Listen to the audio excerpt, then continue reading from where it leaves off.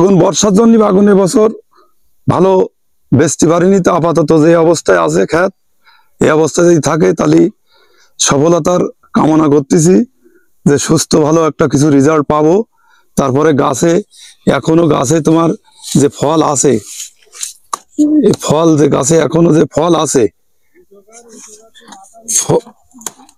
ফল এখনো যে গাছে আছে, এখনো ব্যাপক ফল আইছে, গাছে যে ফুল আইছে, এই ধরন দিলে ইনশাল্লাহ দারুণ একটা ফলন পাবো বলে আশা করতেছি। দাদা এখানে কতটুকু ভুঁইতে বেগুন লাগাইছেন? এখানে 42 শতক ভুঁই, 42 শতকে বেগুন লাগাইছি। এ পর্যন্ত 50,000 টাকা মতো বেচেছি। আর বর্ষার কারণে বেচতে পারিনি, বর্ষার কারণে ফল ভালো আসেনি, তবে এবারটা ফল আসে গেছে গাছে। এবার যাক, এবার যে বেগুন চাষ করে স্বাবলম্বী হতে পারবেন? এবার মনে হচ্ছে যেন যে কায়দায় দাম আছে তাতে করে লাভবান হতে পারবো। আর দাম কম থাকলে লাভবান হতাম না, তবে খেত খবর সব মার গেছে। বেগুন তো নেই আমাদের 3 গ্রাম মিলে, আমরা 3টে চাষি ছিলাম, তার 2টো চাষি শেষ হয়ে গেছে। আমি উপর আল্লাহর ইচ্ছায় আমি আছি, দাওয়াই আছি। এই এতে লাভবান এবার মনে হচ্ছে যেন একটা লাভবান হব, আশা করা যাচ্ছে। বুক ভরা আশা নিছি, এবার লাভবান উপর আল্লাহতে করাবে। এই এই আছে গাছ, এখন যে অবস্থায় আছে গাছ আর কি মোটামুটি খুব সুন্দর আছে। যাতে আছে 12 পাতা, বেগুনও খুব সুন্দর। এবার ধরনা এসে গেলি ইনশাল্লাহ। এটা আছে কি জাতের বেগুন? এটা আছে 12 পাতা জাত। এর ফলন কিরকম? ফলন ব্যাপক ফলনের। এ বর্ষাকালের বেগুনে ব্যাপক ফলন। আমার একটা গাছও দেখেছি, একটা গাছও আমার হয়নি, নষ্ট হয়নি।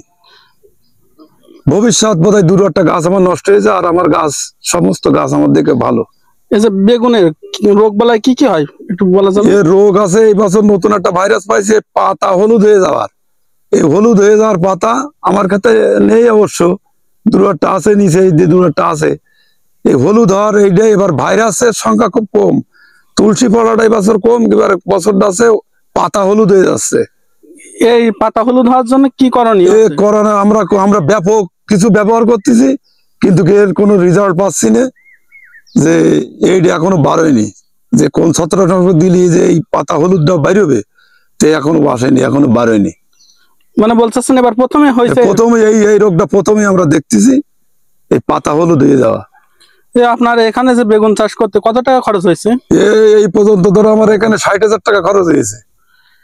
আশা করা যায় এ থেকে কত টাকা আপনার? এতে আমি তো আশা করতেছি 1,03,000 টাকা তো বেচা কিনা করবো, তো অবশ্যই আল্লাহ দেবে। এতে 1,03,000 টাকা পার হয়ে যাবো। এই বছর যে দাম আছে, বাজার যা আছে, তো 3 লাখ টাকা পার হয়ে যাবো। আপনি কি বলতে চাচ্ছেন আমাদের কৃষকরা এভাবে বেগুন চাষ করবে? কৃষকরা বেগুন চাষ এইভাবে যদি করে, মালচিং দিয়ে যদি করে, মালচিং দিয়ে করলে ভালো হবে, তাই বেশি ভালো হবে। মালচিং দিয়ে আমি যদি আগামীতে করি, তো মালচিং সিস্টেমে করব। মালচিং দিলি আছে বর্ষাকালের জন্য, মালচিং দিলে খুবই ভালো উপকার হবে। একটু ব্যয়বহুল চাষ, তাতে লাভবান হওয়া যাবে। আমি আগামীতে যদি করি, তো আমি মালচিং দিয়ে চাষটা করতে চাচ্ছি। তাহলে বলতে চাচ্ছেন কৃষকরা যদি বেগুন চাষ করে তবে মালচিং পদ্ধতি ব্যবহার করলে তাতে বর্ষাকালের জন্য তাকে সুবিধা হবে, গাছ নষ্ট হবে কম, গাছে ঘাস হবে কম, ভুঁইতে ঘাস হবে কম।